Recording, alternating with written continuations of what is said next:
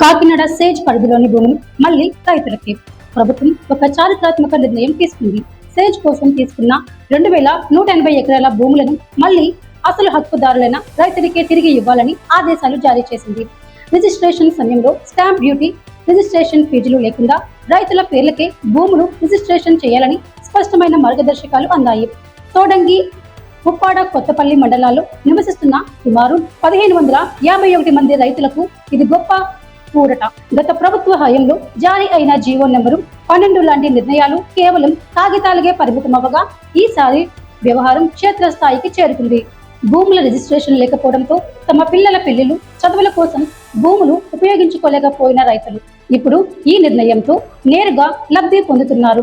Rythu Bharosa, bank రుణాలు వంటి పథకాల నుంచి ఇంతవరకు దూరంగా ఉన్న ఇకపై పూర్తి హక్కులతో భూమిని సొంతంగా పొందుతున్నారు. మంగళవారం మధ్యాహ్నం ప్రభుత్వం విడుదల చేసిన ఉత్తర్వులలో రైతులకు న్యాయం జరగనుంది. ఇది కేవలం భూముల విషయమే కాదు, దశాబ్దాల నిస్సహాయతకు ముగింపు పలికే మార్గం కూడా.